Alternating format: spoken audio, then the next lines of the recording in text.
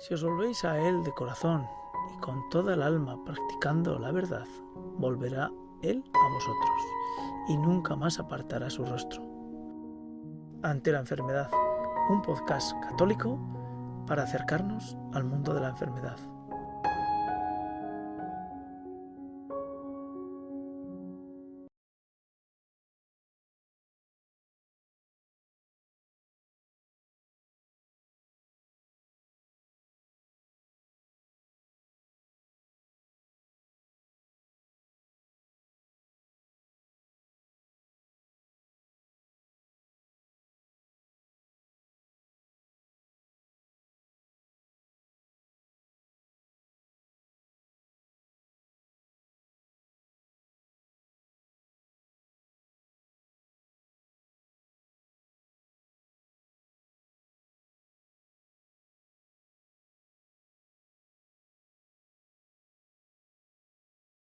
Hola amigos de Ante la enfermedad. Después de recorrer un periplo con Job en el desierto, el silencio, estamos ante un tema que lo hemos encardinado dentro de estos otros, porque entendemos que es un paso importante para aquellos que están o lejos o fuera de la Iglesia, que es la libertad. La libertad de optar y decidir entrar dentro de lo que es el recinto sagrado que simboliza la Iglesia como cuerpo místico de Cristo. Esa libertad que los ateos se dan a sí mismos y que los cristianos también nos la damos. Porque ¿quién es más libre? ¿El que cree en Dios o el que no cree en Dios? Desde el plano humano, evidentemente, hay una controversia que podríamos citar, que donde arranca con fuerza esa naturaleza de contraste y de combate es desde la Ilustración. Pero antes de continuar, saludamos a Raúl, que lo tenemos al otro lado de la línea. ¿Qué tal, Raúl? Muy bien, temblando con este tema, que es un tema muy complicado. Bueno, es un tema que da para muchísimo. Bueno, yo te muy complicado diría... para resumirlo en una sola sesión. Una entrega, bueno, serán 2 entregas, pero no extensas, porque el tiempo es limitado. Lo que sí es cierto, que desde el punto de vista nosotros de los que hablamos, tanto Raúl como yo, pues somos creyentes y por lo tanto nuestra visión y nuestro argumento va a ser desde el punto de vista de la fe. Pero jugamos con las cartas marcadas. Sí, amigos, si usted, el que nos escucha, no tiene fe y cree que Dios no existe, pues le tengo que decir que nosotros estamos jugando con la carta marcada. Porque, en primer lugar, Dios existe, y en segundo lugar, antes que nosotros, los que vamos a hablar y relatar el tema de la libertad, pues ha habido muchos, de cientos, diría miles, de cristianos, de católicos, teólogos y no teólogos, que han vivido exactamente lo que nosotros vamos a relatar. Con lo cual jugamos con las cartas marcadas porque tenemos detrás todo un séquito de argumentos y de criterio que la Iglesia nos aporta. Pero no jugaremos con esa ventaja porque vamos a partir desde la experiencia de que somos cristianos y desde el mismo Cristo partimos con nuestra libertad. Raúl, ¿qué es esto de la libertad en un cristiano? Claro, es que ya con esta pregunta, ¿verdad? Hay tantos prismas de la libertad. Pero bueno, yo creo que la libertad es lo propio del hombre. Yo si tuviera que decirlo rápidamente, diría que es una cualidad propia del hombre, que la libertad es lo que nos hace no estar sujeto exclusivamente a condicionamientos sociales, biológicos, psicológicos, o mejor dicho, estamos condicionados pero no estamos determinados, ¿no? Porque no somos como los animales. ¿Y por qué esto es así?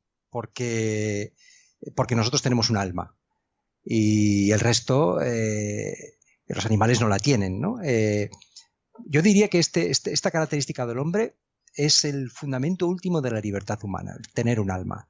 Que Dios nos ha hecho libres y es algo propio, exclusivo del ser humano, ¿no? Nosotros, como el resto de la creación, somos criaturas de Dios, pero aunque nuestro mapa genético corresponda, esto que dicen ahora, ¿no? Que prácticamente es idéntico al de un ratón, sin embargo, entonces, ¿en qué nos diferenciamos? Pues en la libertad.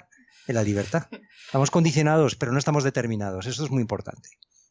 Para empezar a hablar.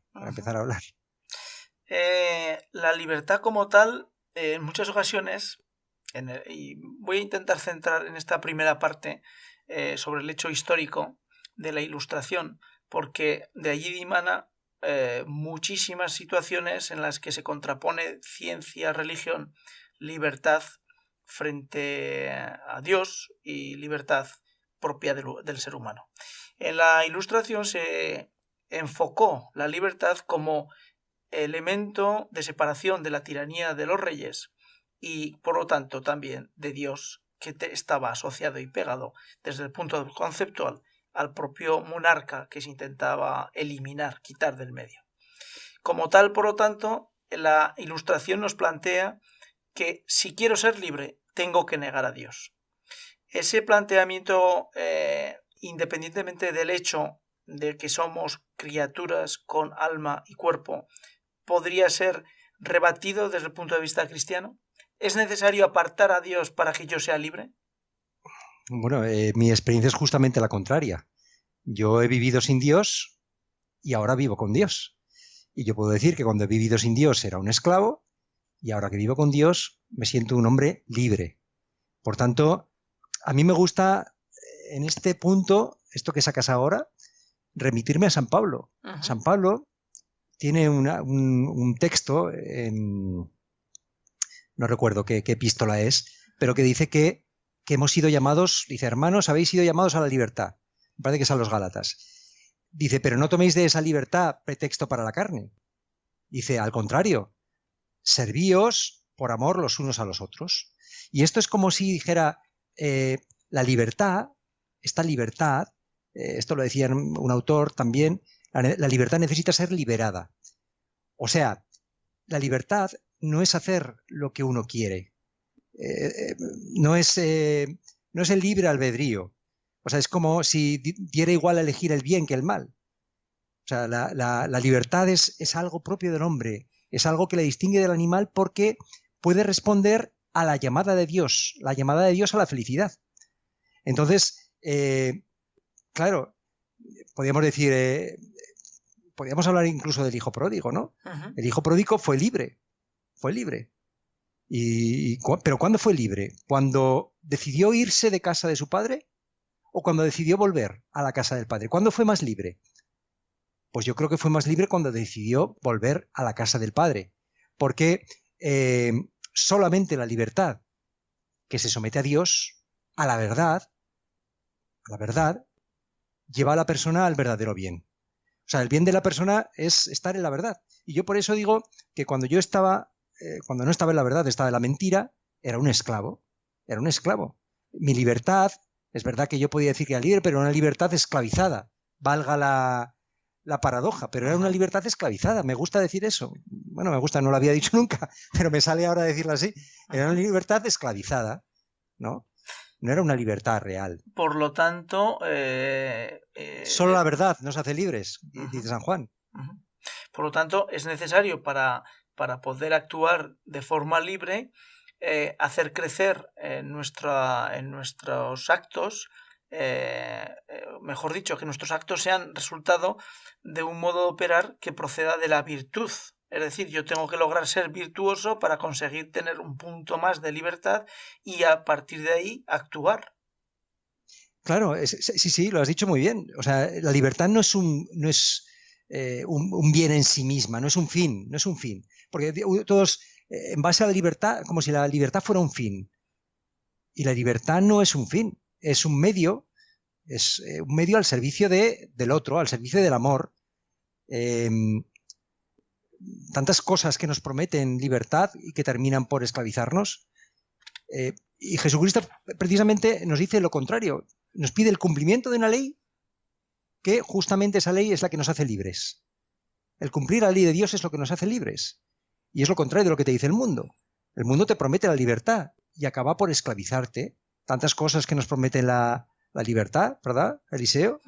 Y que nos acaban por esclavizar. Uno piensa, dice, si tienes dinero entonces serás libre porque podrás hacer lo que quieras. Y te conviertes en un esclavo del dinero. El dinero esclaviza. muchos de los que estén escuchando dirán, bueno, pero ¿qué tiene que ver ante la enfermedad, el hecho, cuando estamos enfermos o tenemos una persona alrededor nuestra que está enferma, qué tiene que ver el contenido de la libertad para el hecho de la enfermedad? Pues fundamentalmente porque si después del recorrido que hemos realizado con Raúl, de Job, del desierto, del silencio, no entendemos que si no somos suficientemente libres, nunca esos elementos que nos ofrece la enfermedad nos permitan acercarnos hasta Dios, evidentemente tenemos una situación compleja en la que si no somos libres, la enfermedad no nos va a permitir tener ese don, esa dicha que es encontrarnos con Dios, encontrarnos con el mismo Jesús, abrirnos al Espíritu Santo y que el Espíritu Santo haga renacer en nosotros otra persona, gracias por medio o bien de nuestra enfermedad o de la persona enferma que tenemos al lado. Es un hecho clave que si la persona no usa su libertad para mirar a Dios, todo ese sufrimiento quedará en vacío y no tendrá ningún sentido. Por lo tanto, Raúl, si yo debo ser más virtuoso, ¿cómo puedo separar en esa virtud, en ese hecho virtuoso, el mal del bien? ¿Cómo puedo encontrar discernimiento para que cuando tenga que tomar una decisión utilizando mi capacidad libre de decidir sea hacia el bien y no hacia el mal? Bueno, claro, esto es un don de Dios. O sea, la cuestión es, Dios nos ha dado una ley, y uno puede pensar, bueno, una ley que mal suena, ¿no? Porque si nos ha dado una ley, muchas personas a veces arrastran una concepción de que la religiosidad exige sacrificar nuestra libertad. ¿Mm? Entonces, digamos, este tipo de personas piensa que el cristiano es aquel que acepta someterse a unas normas, a una serie de prohibiciones, y de esta manera renunciar a su vida, a su proyecto de vida, a lo que le gustaría hacer. O sea, a mí me gustaría, en el fondo, a mí me gustaría pecar y no peco porque si peco incumplo la ley de Dios. Y esto es nada más lejos de la realidad. O sea, esto no es así. Digamos que esta concepción es todo lo contrario, ¿no? El someterse a la ley de Dios es lo que nos da la libertad. Y entonces, ¿cómo puede hacer uno para como decías tú, para escoger el camino virtuoso? Bueno, primero, uno no es virtuoso para siempre. Uno elige la escritura dice, pongo ante ti bien y mal, ¿no? Para que escojas, ¿no? El uno te llevará a la vida, el otro te llevará a la perdición. Pero bueno, ¿cómo puede hacer uno? Bueno, pues yo esto lo he aprendido de una manera muy natural, ¿no? Yo lo he aprendido dentro de la iglesia. La iglesia ha sido mi madre y mi maestra, que es la que me ha enseñado y a través de ella cómo me ha llegado el discernimiento, si es que me ha llegado, que a veces lo dudo también si tengo discernimiento, lo tengo en ocasiones solo, desde luego. Y bueno, pues eso, yo creo que dentro de la iglesia y dentro de la maravillosa que es la ley de Dios, que la ley de Dios no es algo que te aplasta, sino todo lo contrario, que te libera. Es decir, que la virtud como tal la vamos desarrollando en la medida que hacemos actos virtuosos y en la medida que nos ponemos a disposición dentro de lo que sería la madre iglesia para poder crecer y caminar a la luz del Evangelio y de Cristo. Es decir, no podemos ser libres fuera de la iglesia. Claro, es que la cuestión es, a mí lo de ser virtuoso es que eso es decir mucho, ¿no? Yo lo que más destaco es que es dentro de la iglesia donde uno descubre qué es la libertad, porque esto es una cuestión de base, es una cuestión de base. Antes hemos aludido al hijo pródigo. Y decíamos, ¿cuándo era más libre? ¿Cuando se marchó o cuando volvió? Bueno, pues yo digo, él era mucho más libre cuando volvió, porque para mí, aunque no es para mí, sino que la iglesia me ha enseñado, es que la libertad, es plena libertad cuando busca el bien. Porque si no es una libertad enferma. cuando el hijo pródigo se marchó de casa, en el fondo es cuando dejó a Dios, ¿no? El padre del hijo pródigo representa a Dios. Cuando este hijo se marchó, podríamos decir, era libre, ¿no? El padre le dejó libre. Bueno, bien, era una libertad, pero era una libertad manchada o viciada o seducida por el engaño, ¿vale? Y cuando volvió, era una libertad iluminada. O sea, Dios había iluminado su vida, había esclarecido su historia. Dice, volveré a casa de mi padre, ya no merezco ser llamado hijo suyo, que me trate como un jornalero, ¿no? ¿Y quién le había esclarecido? ¿Quién le había iluminado? ¿Quién le había enseñado? ¿Quién le había dado ese discernimiento? Pues la bondad y la misericordia del Padre, el Espíritu Santo, la verdad, que es la que le había mostrado el camino de vuelta a casa. Ni más ni menos, es un misterio, ¿no? Por tanto, el hombre, yo diría, por último, Eliseo, por acabar esta pregunta, mi pregunta es, ¿el hombre que peca es libre? Porque esto es para alguien que no está en la iglesia, dice, yo soy libre, ¿no? Y yo diría, oh, sí, claro, el hombre que peca es libre. Lo que pasa es que está abusando de su libertad. Y cuando uno abusa de su libertad, la pierde. Esto es como si, imagínate a alguien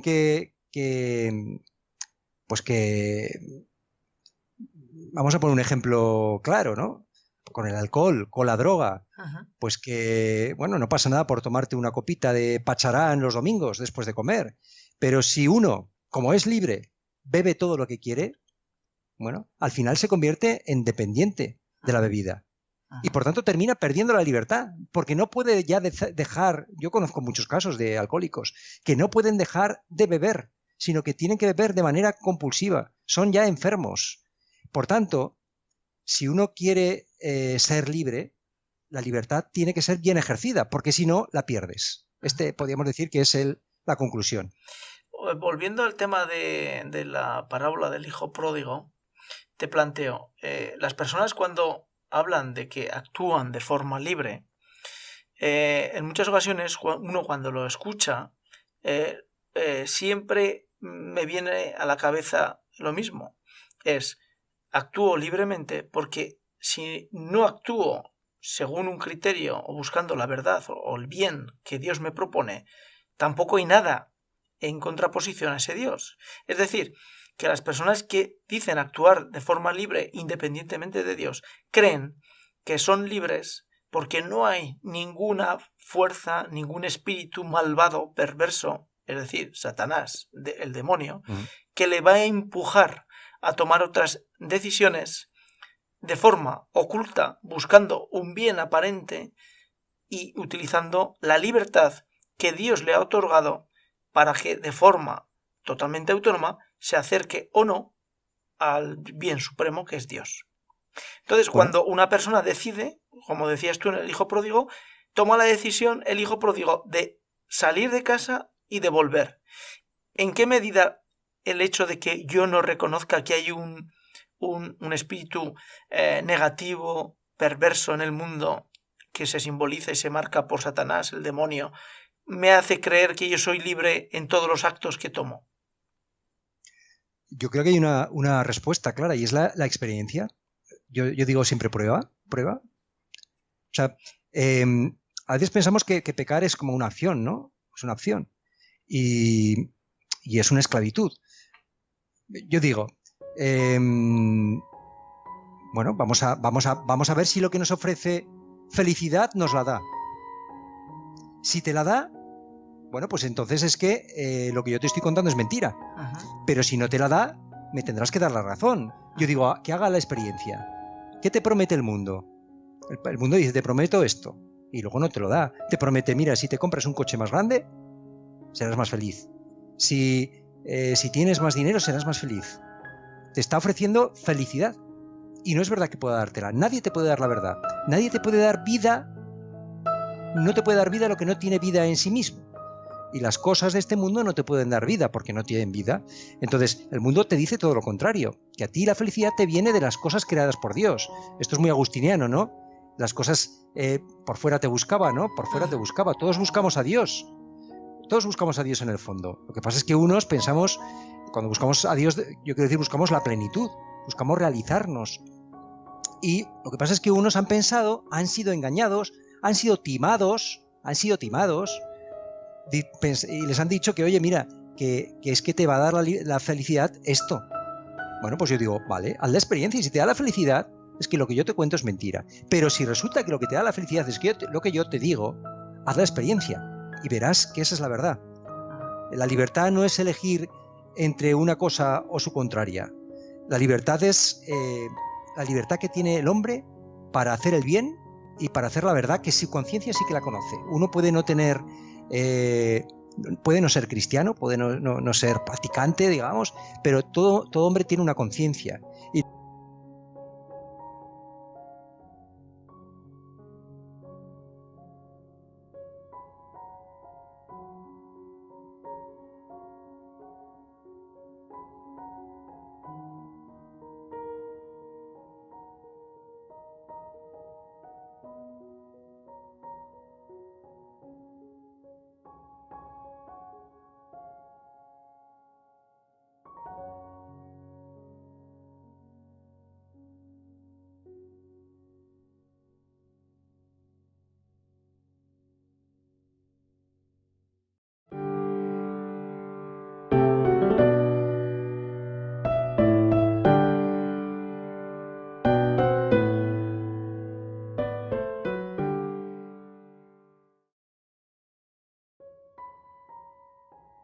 Y para dar una cierta claridad al tema de la libertad, tomamos de San Cirilo de Jerusalén, en su catequesis número 7, del punto 13, lo que hace referencia a la libertad para el bien o para el mal. Y dice así: no solo la madera y las piedras, pues algunos eligieron también como padre al propio Satanás, que pierde a las almas. A estos recrimina el Señor: ¿vosotros hacéis las obras de vuestro padre? Del diablo, que es padre de los hombres no por naturaleza sino por la mentira. Del mismo modo, pues, que Pablo se llamaba padre de los corintios por la instrucción religiosa que les había impartido. Que Pablo se llamaba padre de los corintios por la instrucción religiosa que les había impartido. Así el diablo se dice padre de los que voluntariamente corren con él. Por eso, no soportaremos a los que entienden mal aquella sentencia. En esto se distinguen los hijos de Dios y los hijos del diablo. Como si hubiera hombres que se salvan por naturaleza y otros que se pierden. Caminamos a esta santa adopción de hijos no por necesidad, sino libremente.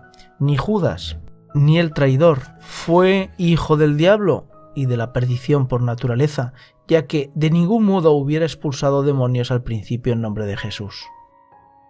Satanás no expulsa a Satanás, como tampoco Pablo a su vez hubiera pasado de perseguidor a predicador. Por tanto, la adopción de hijos es libre, como afirma Juan. A cuantos le recibieron, les dio la potestad de ser hijos de Dios, a los que creen en su nombre, porque no fue antes de creer, sino por la fe, cuando se les consideró dignos de llegar a ser hijos de Dios con plena libertad. Al impulso del Espíritu, añadiendo, sabiendo esto, vivamos al impulso del Espíritu para llegar a ser dignos de la adopción divina, porque los que son guiados por el Espíritu de Dios, estos son hijos de Dios. Ninguna utilidad nos granjearía el tener nombre de cristianos de no ir acompañado por las obras. No se nos vaya a decir lo que, si fueseis hijos de Abraham, haríais las obras de Abraham, pues si invocamos al Padre que juzga sin acepción de personas conforme a las obras de cada cual, vivimos con temor durante el tiempo de nuestra permanencia en la tierra, sin amar al mundo ni lo que hay en el mundo, que si alguno ama al mundo, el amor del Padre no está en él. Asimismo, mis amados hijos, demos gloria al Padre de los cielos con vuestras obras, para que sean nuestras buenas obras que alaben a nuestro Padre. En otra parte, San Cirilo de Jerusalén nos dice sobre la libertad: debemos estar, pues, atentos a la vigilancia ante el error. Catequesis 4.1. El vicio imita la virtud y la cizaña se empeña en que se la tome por trigo, dado que en lo externo tiene un gran parecido con el trigo, aunque los entendidos la reconocen al gustarla. También el diablo se transformará en ángel de luz, no para volver a lo que era, porque teniendo el corazón duro como un yunque, su voluntad ya no admite el arrepentimiento, sino para envolver de espesa ceguera y de un clima pestilente de incredulidad a los que viven vida semejante a los ángeles. Circulan muchos lobos vestidos de oveja, que llevan ciertamente piel de oveja, aunque sin uñas ni dientes, y envueltos en una piel suave que por el aspecto externo engaña a los ingenuos, inyecta con los dientes el veneno mortal de la impiedad. Necesitamos, por tanto, de la gracia divina, de una mente despierta y de ojos abiertos para no tragarnos la cizaña como si fuera trigo, y que por ignorancia nos engañen para no convertirnos en presa suya, por pensar que el lobo es una oveja, para que no nos devore el diablo, que nos pierde presumiendo que es un ángel. Hasta aquí la lectura de Cirilo de Jerusalén, en la que nos ayuda a entender que si nos enfrentamos utilizando nuestra libertad a la vida cotidiana, a la enfermedad, al sufrimiento, a nuestros problemas de cada día, corremos el riesgo de perdernos. Solamente ejerciendo la virtud, las virtudes, seremos libres y podremos construir nuestro día a día dentro del camino hacia Dios.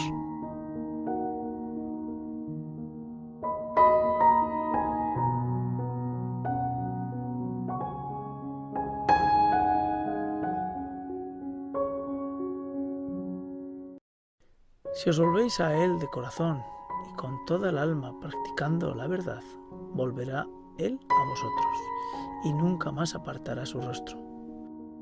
Ante la enfermedad, un podcast católico para acercarnos al mundo de la enfermedad.